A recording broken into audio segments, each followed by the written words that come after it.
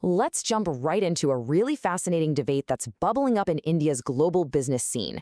You've got these tiny, super specialized teams calling themselves Global Capability Centers, or GCCs. Now, that's a name that's usually saved for these massive corporate hubs, right? So this mismatch, it's stirring up a real controversy about what this all means for India's reputation, and honestly, its economic future. And this really gets to the heart of the matter, doesn't it? At what point does a small, nimble team actually earn that title of a global powerhouse? And on the flip side, when does that powerful label get stretched so thin that it just kind of loses its meaning? This is a tension we're going to dig into. Okay, so to really get a grip on what's happening, we first need to understand who the players are. Let's put the traditional heavyweight GCC models side by side with this new, super compact version that's shaking everything up. So what even is a global capability center? Well, think of it as the strategic brain of a huge multinational company, set up in a place like India to tap into that incredible pool of talent. The key words here are ownership and control. The parent company owns it, lock, stock, and barrel. And that is absolutely crucial for protecting things like intellectual property and making sure everything aligns with their global game plan.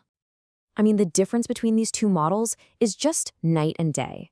On one side, you have the traditional giants with thousands of people doing everything from IT to HR to finance. And on the other, these new nano GCCs might have fewer than 100 people, sometimes way fewer, and they are laser focused on one specific thing, like AI research. And the setup time? It drops from like a year and a half down to as little as 3 months. That's not just a small change, it's a complete rewrite of the rules. And this isn't just some little niche trend we're talking about. It's an absolute explosion. So what's the fuel for this fire? What's driving this incredible growth of these tiny but powerful centers? Well, the first big driver is, no surprise, money. You can set up a small, focused team for up to 70% less than it costs to build out one of those huge traditional centers.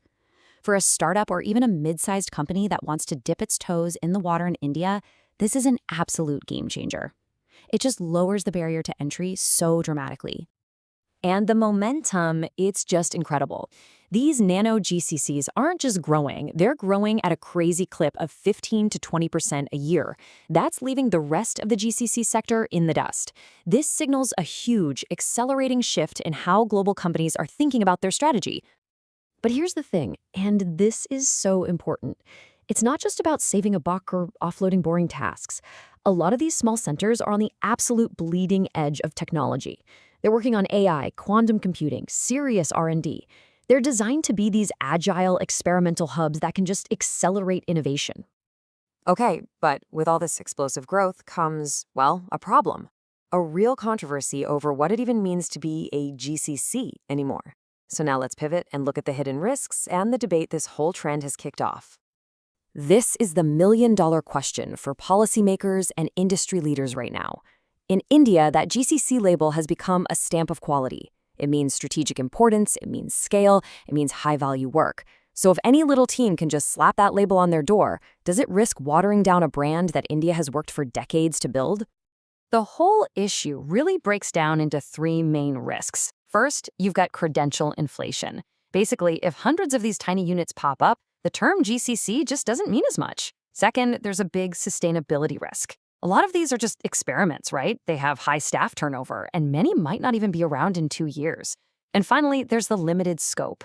A small team, by definition, just can't offer the deep, broad support that a mature sender does. All right, so people are noticing this, right? What's being done about it? Well, the response is starting at the state level. Let's take a look at how different states in India are trying to thread this needle, how they're trying to create policies that encourage all this new innovation without sacrificing long-term sustainable growth. If you look at Karnataka, for example, they're acknowledging these nano GCCs because they offer flexibility, but they're saving the best incentives for the bigger players who promise stability and jobs. Uttar Pradesh is doing something similar, tying its support directly to how much a company invests and how many people it hires. The message they're all sending is pretty clear. Innovation is great and we welcome it, but real scale and commitment are what get rewarded. Look, a state-by-state approach is a good start, but it's not the whole solution. What's really needed here is a bigger, unified national blueprint.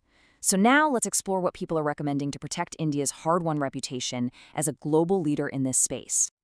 And let's be really clear, the goal here is not to crush these small, innovative centers. Absolutely not. It's to create a national framework that lets them thrive, while at the same time, making sure the GCC brand continues to stand for quality, scale, and strategic importance on the world stage. So what would that actually look like? Well, here's a pretty solid four-step plan that's being discussed. First, create clear tiers. Let's define what we mean by different types of GCCs. Second, link government incentives to real impact, like long-term jobs, not just showing up. Third, create a national registry so we have accurate data on who's who. And finally, number 4, actively manage and protect India's global brand. It's a common-sense plan for clarity and accountability. And make no mistake, the urgency on this is real. This isn't just some academic debate over definitions. The quote here says it all. The stakes around India's reputation, its policies, and just the coherence of the market, they literally could not be higher. And that brings us to the final huge question. There is no easy answer here. It's a very delicate balancing act. How does India nurture this fast-moving, innovative spirit of the nano GCCs while also protecting the powerful, globally respected brand that it has spent decades building? The way India answers this question is going to help define its role as a global economic leader for years to come.